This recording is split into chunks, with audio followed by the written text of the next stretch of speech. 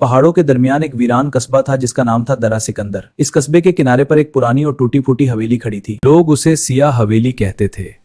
दिन के वक्त वो बस एक खस्ता हाल इमारत लगती, मगर रात को उसकी खिड़कियों में अजीब सी मुधम रोशनी झलमलाती नजर आती।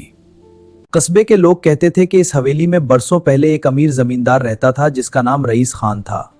वो बहुत सख्त मजाज और जालिम आदमी था।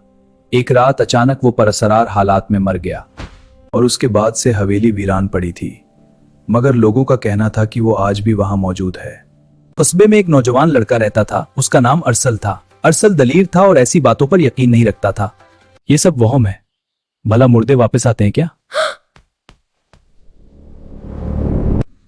मैंने खुद रात को उस हवेली की खिड़की में साया देखा है। शायद तुम्हारा साया होगा।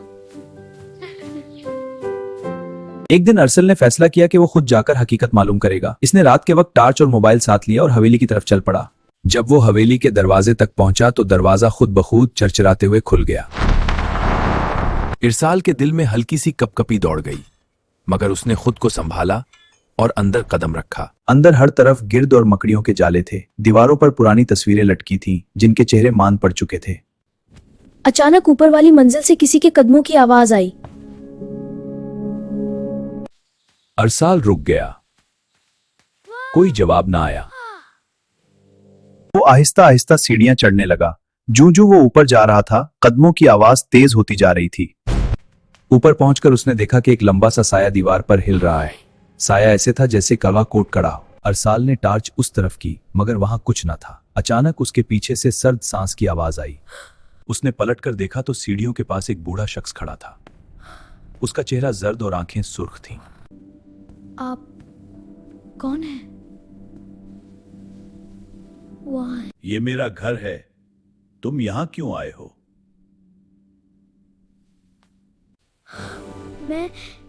मैं सिर्फ देखने आया था। लोगों ने मुझे जालिम कहा, मगर किसी ने सच न जाना। अचानक पूरा कमरा कांपने लगा। दीवारों पर लगी तस्वीरें गिरने लगी। खिड़कियां जोर जोर से बंद होने लगी। क्या हो रहा है? अरसल भागने के लिए मुड़ा, मगर दरवाजा बंद हो चुका था। बूढ़ा शख्स आहिस्ता आहिस्ता उसके करीब आया और बोला, जब तक कोई मेरा राज न जाने, मैं आजाद नहीं हो सकता।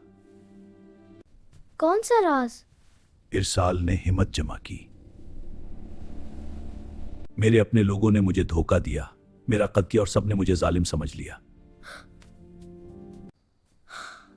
अगर मैं सच सबको बता दूं, तो क्या आप चले जाएंगे? बूढ़े शख्स ने सर हिलाया। उसके पीछे तेज हवा का शोर सुनाई दे रहा था। अगली सुबह अरसल ने गांव वालों को सब कुछ बताया। ये सब बकवास है अरसल। हाँ, तुम्हारी कहानियों पे कौन यकीन करेगा? मगर फिर कुछ बुजुर्गों ने पुरानी बातें याद की।